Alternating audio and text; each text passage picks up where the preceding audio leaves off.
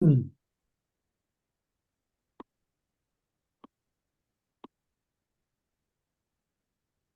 All right. Hello, everybody, and good afternoon.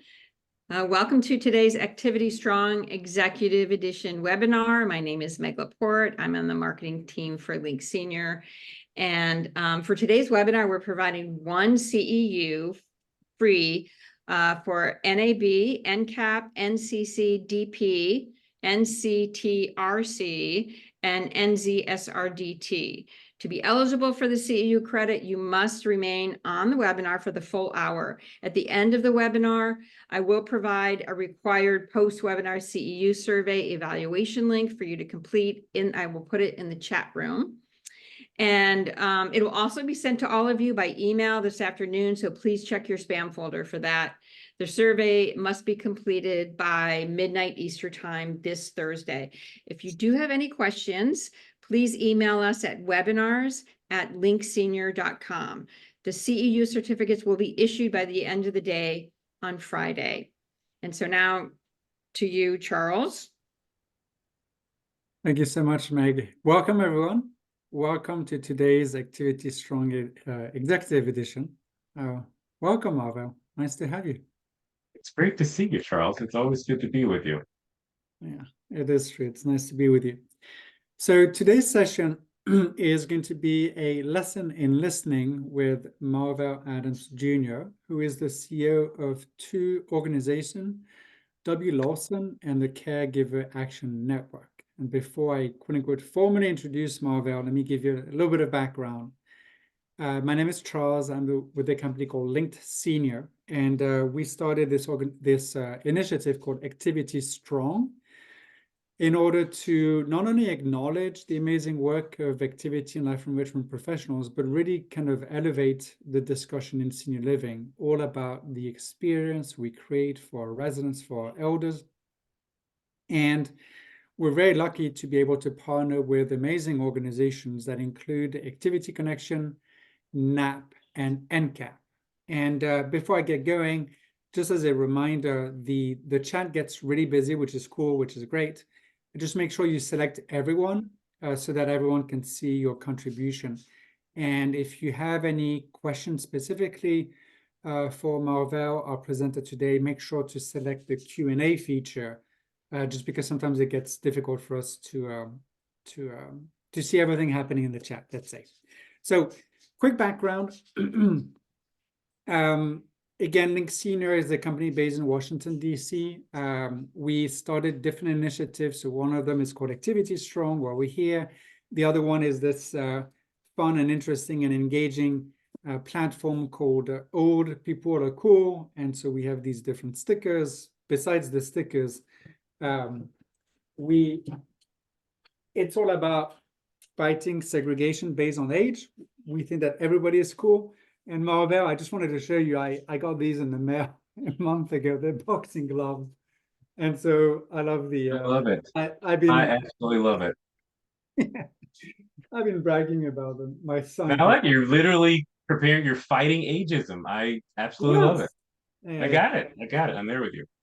So anyway, so that's kind of us. Essentially, we are a resident engagement platform. As I mentioned, we're very fortunate and honored to touch the lives of 50,000 residents through professionals in the activity and life enrichment field. We, all of our work is to allow professionals to do what they love, which is to engage residents with purpose. And we're proud of the fact that we are quote unquote evidence-based. If you have any questions, please feel free to reach out. So that's us. Our session today, and I'm kind of excited to be with Marvel again. Marvel, thank you very much for this partnership. I think that like we said, it's been going almost 2 years, almost on a quarterly basis. It's been quite a while. It's been a great journey. Yeah, it is. Yeah. And you really help us elevate, obviously, different parts of our discourse, but really focusing a lot on inclusion, belonging, and so on and so forth. And obviously, this session is definitely in that line.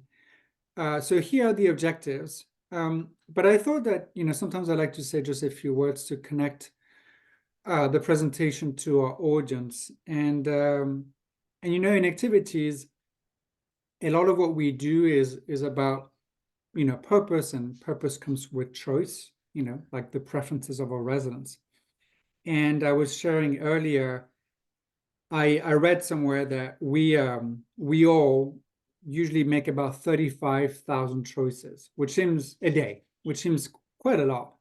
But so the question becomes then also, if we make this amount of choice, how many choices do our residents do every day, right? And part of it, and obviously the number might be lower sometimes, unfortunately, but then the question could also be, how many choices do we as an industry, right, do we as professional allow them to make? And I think that for me, that's kind of often where there's so much opportunities, because we know that choice is linked to quality of life.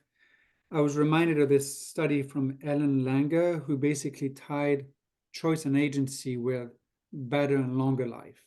So one of the many reasons I'm excited to hear about your presentation, Marvel, today, because obviously choice cannot be enabled without listening. So with that introduction, I'll let you take it away, but just so you know, I'm very excited, and thank you very much for being with us, Marvel. Yeah, always a pleasure. I see Holly checking in from Mount Pleasant, South Carolina. Holly, I went to the College of Charleston many moons ago, so glad to see you checking in. I put in the chat, but it probably got lost. I highly encourage you, follow me on LinkedIn, connect with me on LinkedIn. I am a very liberal connector, meaning if you send me an invitation, most likely I'll connect. And just really enjoy being with you. It's just really a wonderful organization that Charles leads, and I've just been glad to be a part of this journey so far. So let's get started. I'm going to share my screen. And okay, come on. There we go. All right, so I'm hoping everyone sees that okay, and you'll tell me if you don't. I'm sure. All right. So a lesson in listening. I really like this title because it's just one, a singular lesson, perhaps. Maybe some more pieces will come out as we talk, but understanding that there are so many things not only for us to learn, but to accept and absorb when it comes to listening. And as Charles so eloquently put at the beginning, in order for those we serve to truly be heard, to truly have autonomy, to truly have choice, their voices, their wishes, their intentions, their thoughts, their everything has to be heard. And that requires really ownership from all of us to listen, and to listen intently, and to listen to understand, and listen to clarify, and listen for the sake of the person that is sharing with us. And so as we move along throughout the presentation today, and I would challenge you to think a bit about your own listening experiences, whether you're on the listening end or you are on the giving end of information. So as Charles mentioned, I serve as CEO of two great organizations. One I started myself called W. Lawson, and it's a advisory and consulting firm that works to bring inclusion and belonging into communities that we serve.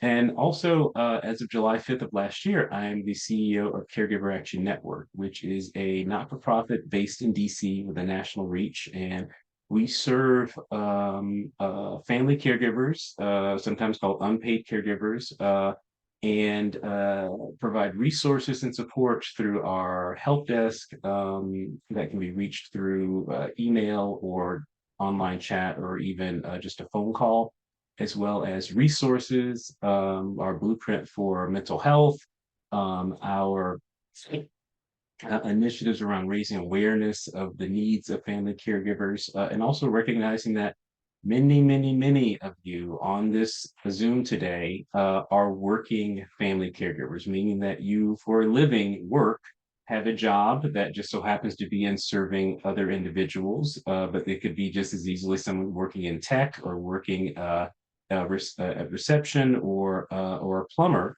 but then you go home and you are also a family caregiver, unpaid, uncompensated caregiver for a loved one in your life. And so part of the journey at Caregiver Action Network is to support individuals like that.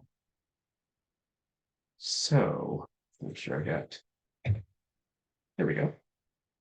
So kind of the first question for the chat, and I know the chat will, I really enjoy it because you guys say such great things, but why is listening such a critical part of inclusion? Charles and I've hinted at just the critical need of being able to provide choice to residents, but I'd be curious to hear from you, in your roles within your organizations, why do you feel listening is such a critical part of the work you do? And what is it about inclusion that makes listening such a critical asset? So if you have any thoughts, feel free to put them in the chat as we are starting to talk. So one of the things that I use quite commonly, and we won't delve too much into today, but the background graphic you see there behind the words, why is listening such a critical part of inclusion, is a diversity wheel that I really like to use, or inclusion wheel that kind of parses out some aspects of lived experience and diversity. So when thinking about listening, whether it's political beliefs, and I think many folks would say it's hard to listen to opposing political beliefs, in a world in which we are right now. There are aspects around family, whether it's around language and communication skills, is certainly in the middle of consideration for listening. Religion, organizational roles, but also even the more closely held parts of our identity: age, race, ethnicity, gender expression, national origin. So I'm starting to see, we can't make intelligent decisions without it. Absolutely. If no one really listens to them, if we don't, that's a really good point, especially when it comes to being caregivers and being that voice for them. Some other comments: to better serve our needs in our community, knowing you're heard is a critical part of it. Listening to make a person feel heard and understood. Absolutely. I'll end with this one: with giving voice to someone who is quiet in the corner is key to giving all perspectives. The ones that are talking all the time are drowning out the unheard voices. And so understanding that, I'm sure we can all think of those individuals that are just barreling into the conversation, and not with any malice necessarily towards others there, but understanding that they maybe don't throttle their own enthusiasm around sharing, which really keeps stifling the ability of them to listen, and listen intently, and listen openly, and listening caringly, quite frankly.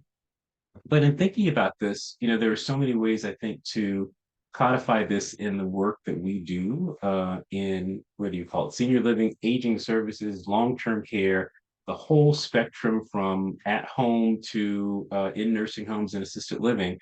This listening part of it, as it relates to including someone's voice, is really central to everything we do. Even in looking at regulations, God bless me for no longer being a nurse administrator, but I still understand and know quite intimately that regulations say, hey, what does that care plan say about what the residents' wishes are, what they want to eat, what they like to do, what they want to watch, what they want to involve themselves with, and even to the point of listening to that resident intently to understand, are they comfortable and safe in the environment in which they live, and recognizing that hearing those needs requires us to really change, because residents that we serve are in and of themselves changing over time. Maybe it's cognitive change that they're going through, physical changes, spiritual and other mental changes, but they are most likely changing as we are too. And so it requires us to take ownership of evolving and coming to an understanding of how can we best hear what someone is trying to say to us. But there's a quote from, I know many of you probably use UKG. I'm not paid by them, but I saw this quote from from their chief people officer there, and I thought I would share it today. Oops, I was going to do that. All right. So when we listen and celebrate what is both common. I'm sorry, actually, you guys, I might be messing up the screen by moving around some of these boxes, so I will pull them off the screen. Apologies. Um, when we listen and celebrate what is both common and different, we become wiser, more inclusive, and better as an organization. So that's Pat Waters. She is the Chief People Officer of UKG, which is like a platform for human resources HRS system. And I really like this notion of being able to not only listen, but how can you celebrate the differences and the commonalities if you don't listen to one another? How can we learn and grow and become wiser if we don't listen to one another? And how can we then become more inclusive through that action, which is really the goal and part of our conversation today. And at the end of it, how does that make for a better organization? Whether that means improved retention, whether that means occupancy, satisfaction surveys, any outcome that you want to measure. I cannot think of a single aspect of the work that we do that listening isn't an integral part of. So, there's, I think, a good many ways that we could talk about a lesson in listening, but one of the ways I wanted to do that today was bring you to, let's see, I'm having an issue with the clicks on my computer here. See if that does it. Okay. Um, so I'm going to take you through a little bit of a journey through a child's eyes. And this is a module, at least a winnowed down version of a module that we do in the Longevity Inclusion Alliance Fellows Program. This is the Fellows Program that we at W. Lawson and my co-founder, Sarah Moore, started last September, with a cohort of individuals across the field, whether it's CEOs or architects, IT professionals, startups. We have in our fellows class individuals from organizations that are probably on this Zoom today at Goodwin Living, Horizon House out in Seattle, my good friend Erica Thrash Saul. There are so many aspects of our ability to really up our game when it comes to inclusion. And the Fellows Program was a start of our ability to really come together as leaders, as business partners, and find ways to really improve our own ability to be more inclusive in the realm in which we work. So one of the modules we go through is called Through a Child's Eyes. And I developed this over the course of many months. Some of you that may know, I have my wife and I, we have 3 kids. Two of them are 8 years old because they're twins. And one of them will be 6 on Friday and be thinking of me on Sunday during her birthday party at the Monster Golf place up the road. So this module really talks about through a child's eyes, and in the sense of listening, what does that mean?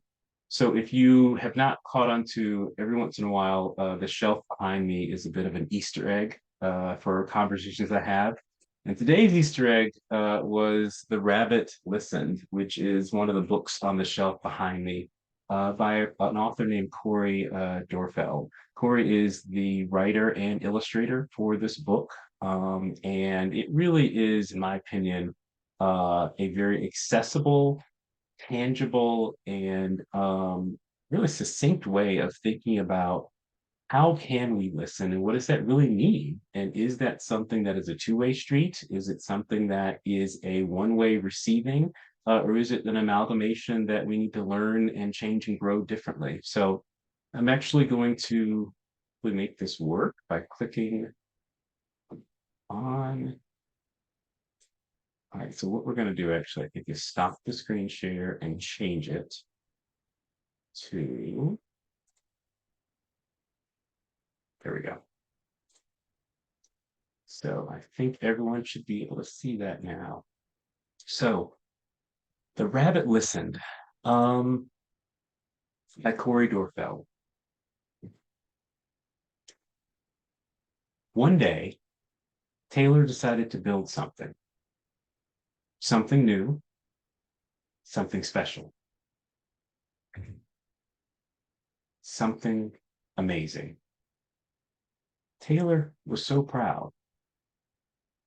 I'll pause throughout this to just add some color commentary. I can imagine many of you can think of projects, initiatives, work that you're probably doing right now as you multitask, even that you are quite proud of. And that is absolutely amazing, whether that is an amazing program that you put together, whether it's an amazing event, or even just a conversation one-on-one with a resident that just was sitting there and looked like they could use some company. But in this story, our protagonist, Taylor, is clearly very proud of the work that they do. But then, out of nowhere, things came crashing down.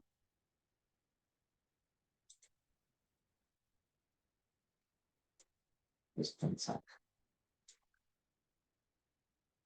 And again, something that we perhaps can relate to. Even the greatest of things that we do sometimes can inadvertently be disrupted, can be impacted in ways that we did not expect. And there's just so many tragic examples just in the world we live right now where things unexpectedly come crashing down. And that's the case for Taylor in this book.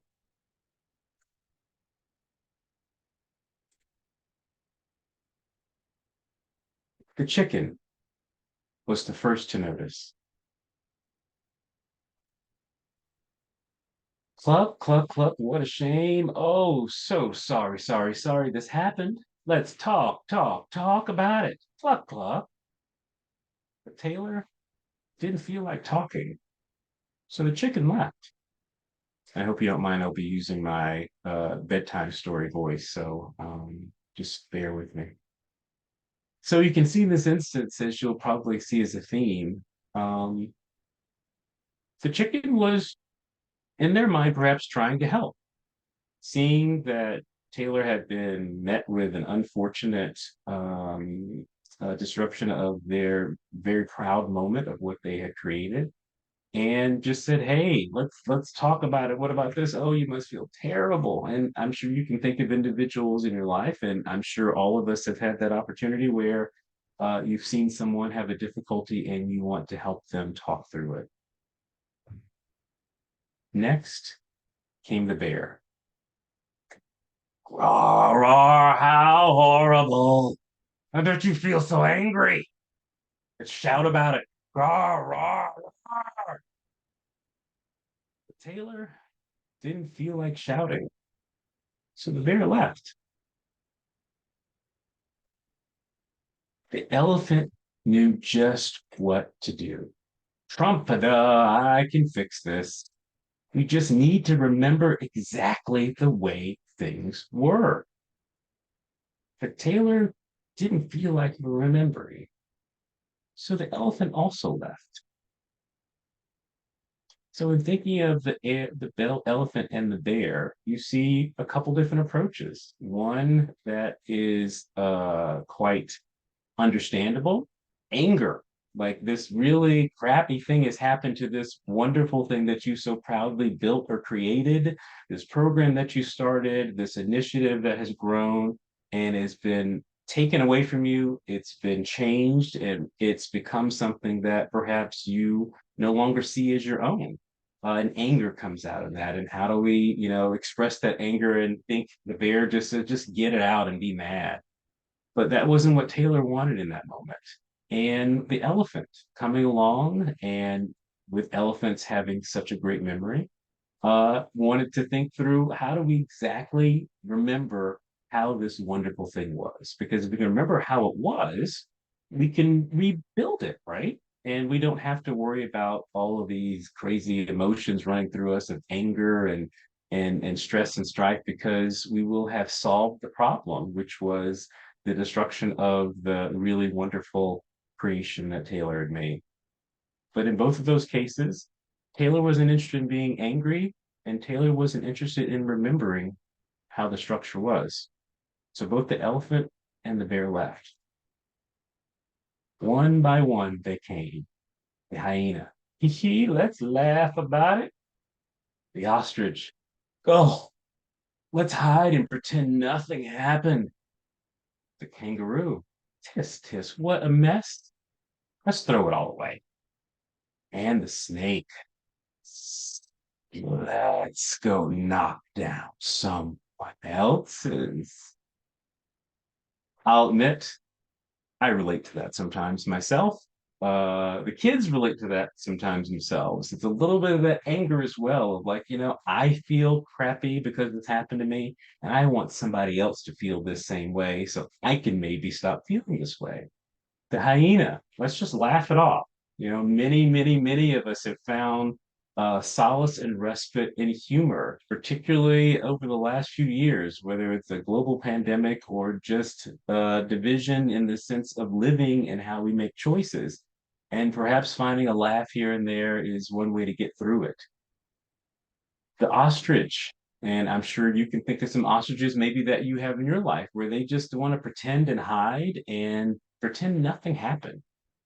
And the good old kangaroo that is wanting to jump in and just say, let's just clean it up and get rid of all this stuff. That way we don't have to worry about this big mess that's happened and we can just move on. And conveniently, the kangaroo comes with a pouch to help clean it all up. And our good friend the snake that wants to entice Taylor to just go and knock someone else's down. But as you might expect, but Taylor didn't feel like doing anything with anybody. So eventually, they all left until Taylor was alone. In the quiet, Taylor didn't even notice the rabbit, but it moved closer and closer until Taylor could feel its warm body. Together they sat in silence until Taylor said, "Please stay with me." The rabbit listened. The rabbit listened as Taylor talked. The rabbit listened as Taylor shouted. The rabbit listened as Taylor remembered and laughed. The rabbit listened to Taylor's plans to hide, to throw everything away, to ruin things for someone else. Through it all, the rabbit never left. And when the time was right, the rabbit listened to Taylor's plan to build again. "I can't wait," Taylor said. "It's going to be amazing." So I'll pause here before I show you the back cover of the book, but recognizing that you could almost see Taylor going through the stages of grief to a certain extent at the loss that they experienced when unexpectedly the creation they made came crumbling down. But in each instance with the rabbit, you can see there wasn't a single word that the rabbit spoke. Doesn't mean that you have to be quiet all the time when it comes to listening.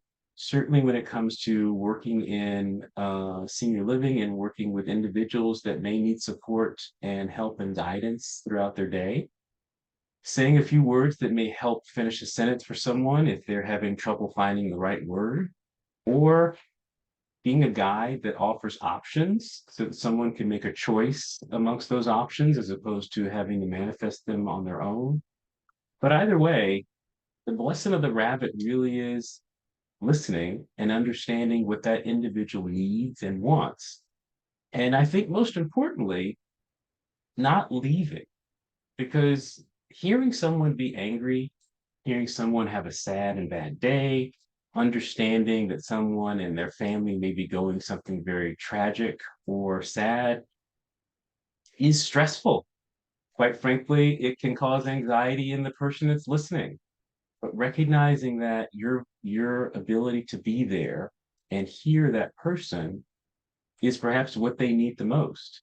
And it's perhaps not your responsibility to absorb and fix the problem, but instead to be truly someone that listens and to be that person's rabbit.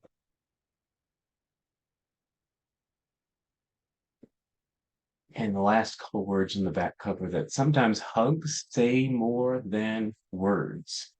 Now, some of you, I'm sure, are not huggers, and so I'm not suggesting you go around hugging every individual you see. But I know many of you, many days of the week and many evenings and nights, give a resident or a fellow staff member or a family member a hug for many, many reasons. And those words come out very clear through that hug and through the warmth of that embrace. So I'm gonna stop sharing screen there and switch back to our PowerPoint. So let's talk a little bit about some takeaways. I'd be curious to see you put in the chat, which animal or animals did you relate to the most? Our good old friend the chicken that wanted to just talk it all out, our friend the bear that was angry and ready to stomp and scream and shout about it, our elephant, the hyena, ostrich, the kangaroo who wanted to just toss it all out. And I'll tell you, with 3 kids in my home, I really want to toss out a lot of stuff, a lot of times. The snake that really just wanted to ruin someone else's day in order to balance out their own feelings a bit. And of course, the rabbit. I'm seeing some comments here around depends on the day. Absolutely. Depends on the mood, how we're feeling. Some folks are feeling that they connect with the chicken, maybe the rabbit as well. And I think it's very fair to say that, it really depends on the situation. There really may be times where the bear is what comes out, and the bear screaming and shouting allows that person to scream and shout and feel that angst come out flowing from them.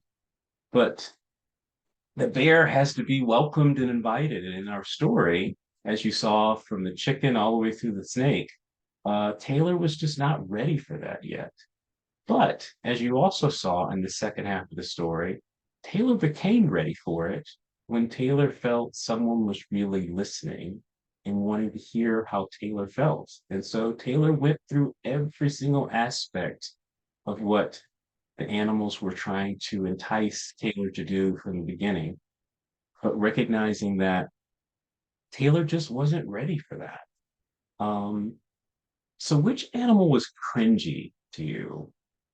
Be curious to know any of these animals stood out to you. Maybe you know some of these animals down the hallway, or I'm sure there's an administrator here and there that can be an elephant or perhaps even a kangaroo from time to time.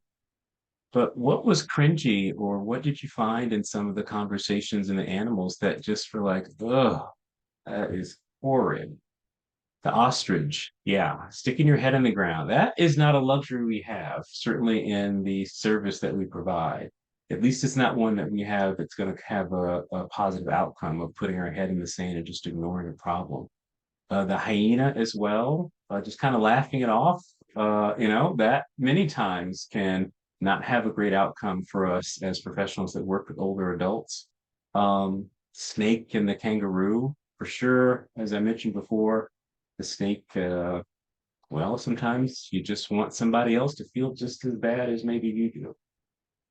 So, how can you change your own practice of listening?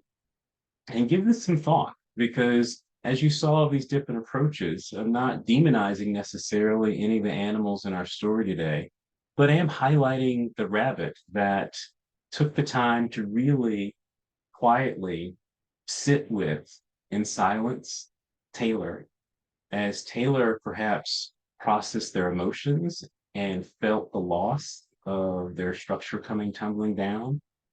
But in your own practice of listening, how might you consider changing how you show up for someone that needs to be heard, or how you show up for someone that you need to hear from?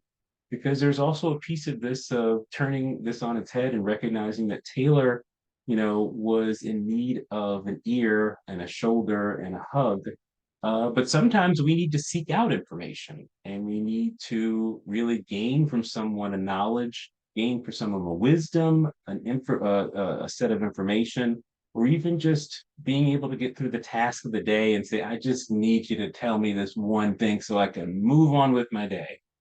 All aspects of that are part of listening. But when you Oh, Monica, yeah, separate the problems from the feelings. Many times that can be an aspect of, the emotions that were taking place throughout all the animals, sometimes make it difficult or near impossible to listen.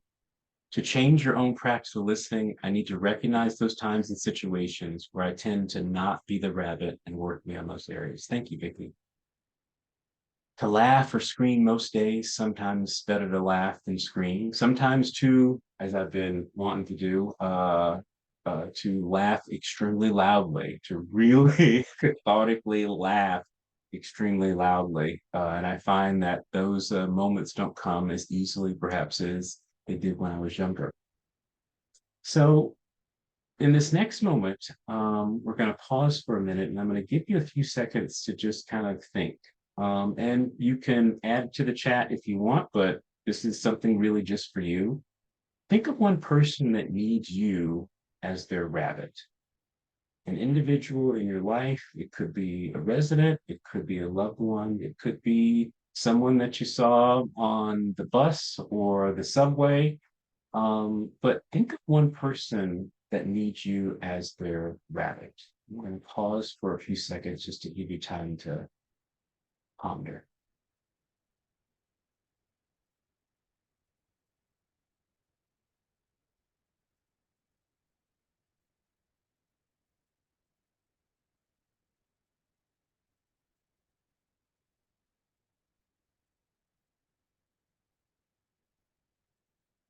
So, when I was a young administrator in my 20s in Rochester, New York, at a place called the Highlands at Pittsburgh, um, I had a moment where there was a family member that was a bit infamous, a bit notorious for being the bear. Meaning there was not much that could be shared with this family member because they came in just both barrels blazing, upset about whatever it was that day, that week, what happened overnight shift, what happened over the weekend, what happened with the care plan meeting, why couldn't they call in, everything under the sun. And quite frankly, I had gained a fair amount of angst just kind of seeing this person coming. I'm sure you might have some individuals like that are in your circle. Um, and so that anxiety kind of flowed, and I found myself in a situation once where this individual, they just showed up at my door and right then and there just went off on me about everything under the sun that was wrong, everything that needs to be better, everything that was troublesome. And she had taken her day off to come in to check in on her mom, but specifically to read me the riot act. And she said a good many things. And I was not the rabbit that day. She needed me to be the rabbit, but there just was no way I was getting there. I tried my best to absorb what was being shared, but at the end of it all, I was not able to show up for that resident family member, and they left angrier perhaps than they were when they first showed up at the door.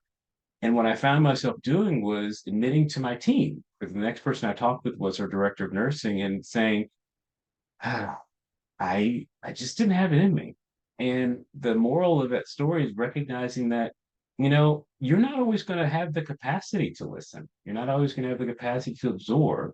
But that is equally important to recognize that sometimes when you aren't able to show up for that person, sometimes sharing where you are in your own headspace without hijacking the emotions and of the situation, sharing that you may not be in the best place to listen, but that you're willing to try, or maybe that you need to come back to this because you're in the middle of something, but you really want to hear and intently listen to what that individual is sharing, and be the rabbit for that person. So, a lesson in listening. We're going to do some Q&A, I think, in just a few short minutes. But I think I have a couple things I want to share with you that are on the horizon for me and my company, W. Lawson, as well as Caregiver Action Network. So coming soon, some of you that have been on these talks before know that, as I mentioned earlier, that we started a fellows program focused on inclusion and belonging, and we named it the Longevity Inclusion Alliance Fellows Program. Not really knowing what the alliance is to become, we started this program to really bring leaders together, as I mentioned previously. And the culmination of our alpha cohort, as we call it, will be coming together in Baltimore during this week, actually a few days before April 19th. But one of the things we're also doing is putting on a program that will invite a few individuals to join us as well. We're really proud to bring along an amazing voice and champion in DEI and Millie Zhang. Millie, whose pronouns are they, them, is a world-renowned speaker and thought partner when it comes to DEI. But the reason I mentioned Lily in particular is their book that recently came out. There's two books that Lily has that are around DEI, although they have other books. DEI Deconstructed, which really talks about the journey of DEI that perhaps more and more resonates nowadays of understanding, okay, what are the pitfalls with having this conversation? Why is there backlash and pushback? Why is there an animosity towards inclusion at times, at least seemingly, when in my mind, inclusion is additive. Inclusion isn't about taking anything away, it's about adding in a way that perhaps enhances and grows everyone. But the book that most recently came out from Lilly called DEI Reconstructed is an absolute favorite of mine. And the reason I say that is it's, and I've not been in the space of learning and development in DEI for eons. And so I know there are others perhaps on this Zoom and out there that have many other resources to offer, but this is what I give to you today, is that DEI Reconstructed is meant to be a workbook, a very complete and well thought out journey for any individual that wants to be more inclusive, that wants to seek equity within their lives and in their workplace, and they want to see an outcome of a more diverse environment in which they live and work. And Lily spent eons practicing, testing, and going through exercises ad nauseum with such a tenacity to really build out a workbook that someone could take off the shelf and decide for themselves, you know, with my team, I'm going to do page 37 tomorrow. And without having to get much more thought, then we're just going to give it a try. Because many times, as I think folks find, really starting a journey of inclusion, of starting a DEI program, seeking equity and justice for marginalized communities, all of that for any individual at the start, in the middle, any place along the journey can be and will be daunting. And so one of the things that Lily offers throughout both of these books is you aren't meant to know every aspect of how to do this, because quite frankly, none of us have been equipped with the tools we need to be more inclusive in the way that we feel we perhaps want to or should be. But many of us are trying in the best efforts we can. And one of the things Lily offers in both of these books. But that's a plug for Lily because I really enjoy their work. But even more so importantly, Lily will be our guest speaker on April 19th at the Longevity Inclusion Alliance retreat. And so we're really looking forward to that in Baltimore. But I'm also very excited of something that is very, very, very new, is a book that I am a part of that is launching and coming out February 16th, just 10 days from now, called Triumph in the Trenches. And it's an anthology of 26 professionals across all different fields. Actually, I'm the only aging services person on it, but you have folks in tech and IT, you have consultants in DEI, you have individuals that work in hotel services, individuals that are professors, folks that had worked in development and construction across the realm of individuals. But in particular, this anthologist highlights the journey of Black professionals that have decided to take an unorthodox approach to perhaps their profession. And whether that means leaving quote unquote corporate America and starting their own thing, or finding a different way to really add to the dialogue. This is a collection of chapters from my co-authors and I. My chapter, aptly named Creating Equity in Aging, is in this book along with my co-authors, and it launches on February 16th. I'm really, really proud of it. And it's not for the sake of selling books, because I do have a day job as well. So author is not my main gig, but this is really something that is becoming a part of my own voice. And I think for many of you out there, whether it's listening to music and relating to the lyrics that someone may have, the Grammys the other night, many individuals saw as an amazing moment with, oh gosh, Tracy Ullman and, oh, somebody put in the chat. What's his name? The country singer. Darn it. Uh-oh, the chat has gotten away from me. Okay, there we go. Luke Combs, thank you very much. And Fast Car, which I saw a meme the other day that said if you heard Fast Car on the radio, it's time to schedule a colonoscopy. And God help me, but my doctor just sent a referral. So in the interest of not sharing too much more information, I'll move on from this slide.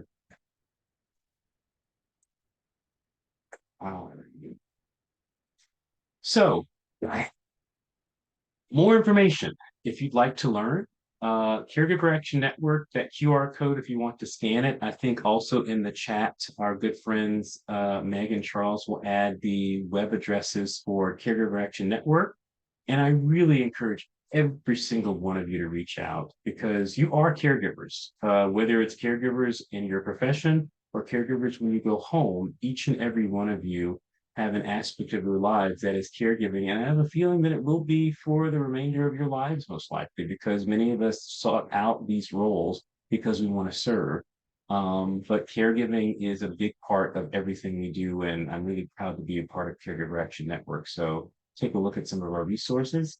If you're curious to get updates on the retreat, as well as the book and all things W. Lawson and the Longevity Inclusion Alliance, give a scan there, and that'll take you to a contact form where you can put in your email address and even tell us a little about yourself if you'd like to. But just joining our email list will allow you to get updates on when the book will come out and go on sale. Also opening up soon will be a beta cohort for the Longevity Inclusion Alliance Fellows Program, which will also be launching during our retreat in April. So we'll be ending the alpha cohort and starting the beta cohort during those dates, during the retreat being held here in Baltimore.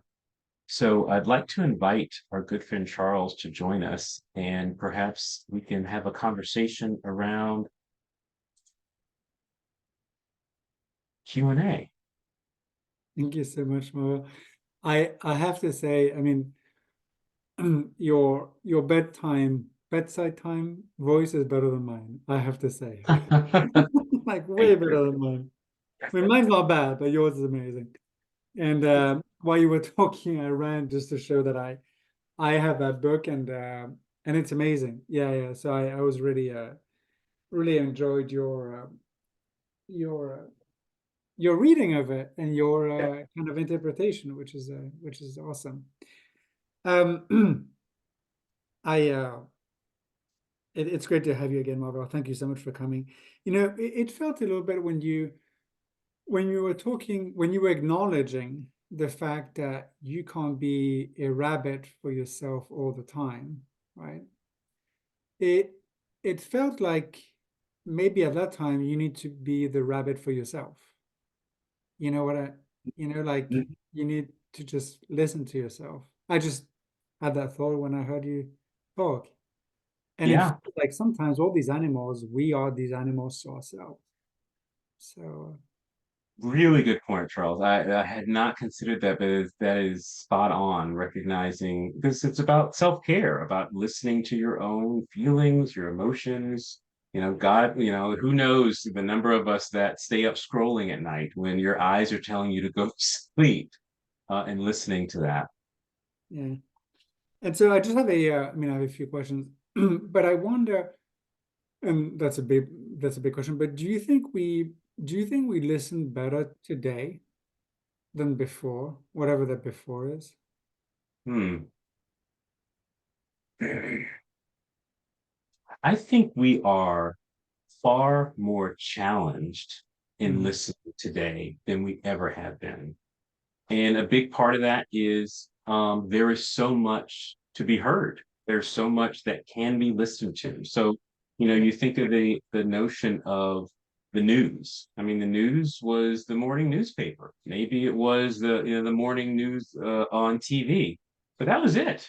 Unless you subscribe to the evening edition, that was Mm, your news for the day, mm, and your ability to perhaps talk with someone at work about it. Maybe you talked about a TV show you saw the night before, but that interaction has changed dramatically, that there are so many opportunities to absorb information that our ability to listen, I think, has become really challenged. And so, I don't know if we listen better then or now, but I certainly would point out that more than ever, at least in my sense of the last 20, 30 years, um it's really damn difficult to listen right now, because that listening brings with it sometimes trauma and anxiety, in a world of uncertainty, whether here or abroad.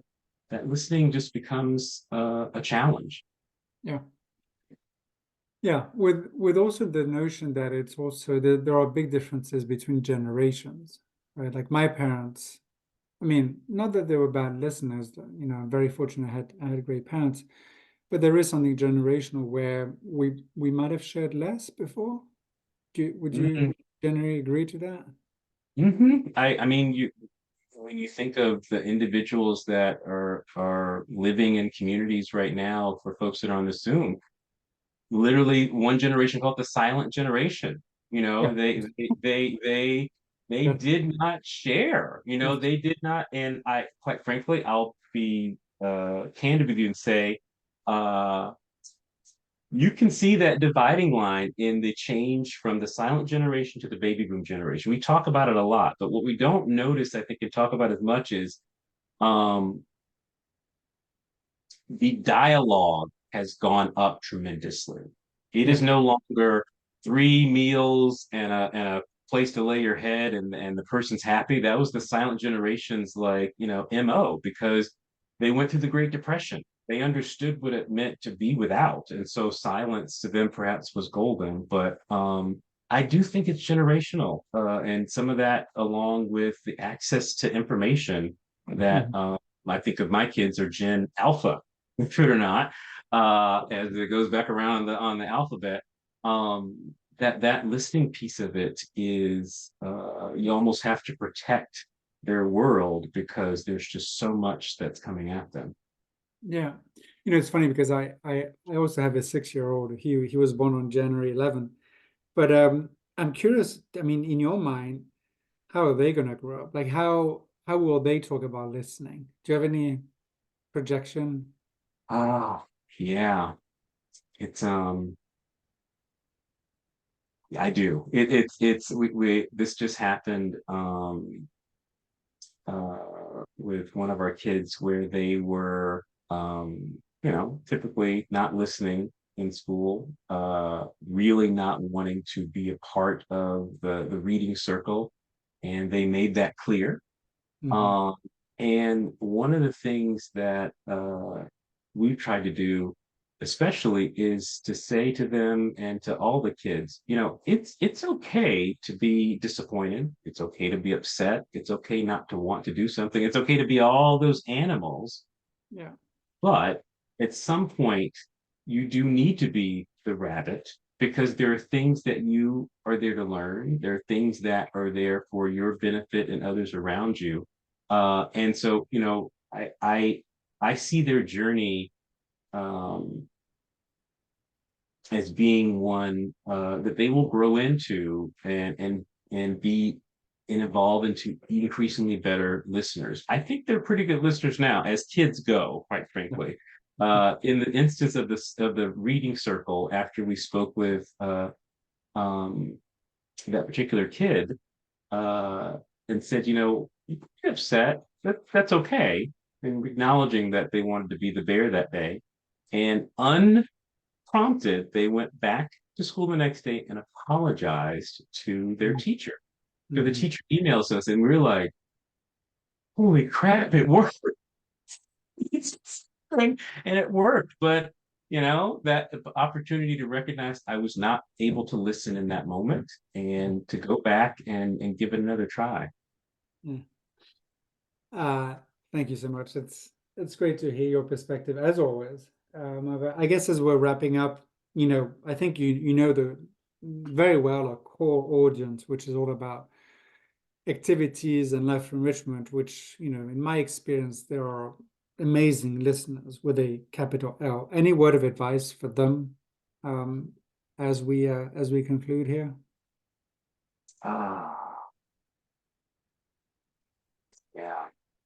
And this one, well, I'll say it and then I'll let you guys react as you want to, but slow down. Yeah. And I know there are so many of you shaking your head. How on earth? I'm in activities. That is not in our vocabulary or our DNA. You're an activities professional, perhaps slow because slowing down is not what you do. Yeah. But recognizing that in that slowing down where you can, and even saying purposely, intentionally making space to slow down, whether for yourself or recognizing that that resident that wasn't in the activity to be able to take a little time to slow down for 5 minutes and kind of get at down at their eye level and listen. That's what I would offer to everyone, because it's the piece of our work that I think is becoming more and more difficult to hold on to, because there's just so many demands during the day. And so please don't share with your administrator my name when you're slowing down. But if it helps, feel free to throw me under the bus. But slowing down, I think, is what I would share. That's amazing. Thank you so much, Marvel. And maybe just putting the two together, be the rabbit for yourself as you're slowing down. Yeah. Indeed. Marvel, until next time, thank you so much for being with us. As always, quite amazing, really amazing. For our dear audience, one last time I'll share Marvel's LinkedIn profile. Marvel is for me one of the clinical guru or person that I look to for these topics. And so I'll paste it again because everyone's saying thank you. Please continue saying thank you, but things get lost quickly in the chat. Yes, I'll make sure everyone has access. But Marva, yeah, thank you so much. It's great to be with you. I'm going to share quickly your email so that people can also be in touch via email if they have questions to follow up. And just a few more announcements before we close out the room, which is that we released, Link Senior released a few weeks ago, our updated 2024 benchmarks when it comes to resident engagement and programming. And it's all about really relevant data, exciting data that shows how our discipline is really improving and what the trends are right now. And so that's that. And then a couple just announcements when it comes to upcoming events. We're very excited to partner again with the Validation Training Institute. As some of you might know, Naomi File sadly passed away on December 24th. And so that event is going to be very important for many different reasons, including that, but also including the fact that we are having a session with people living with cognitive change, like dementia, like frontal FTD. So very excited for that program. And then two upcoming programs also, when we consider this idea of wellness, Vicky is going to lead a session about programming for purposeful living. And then the last one I wanted to share is actually going to be really good by Laura Ellen Christian with Educate on the power of touch and how we can elevate the human connection. So one last time, Marvel, so good to be with you. Thank you so much. Have a great end of your afternoon, and I'll read The Rabbit Listen to my kids tonight, and I'll try to impersonate you to do your voice.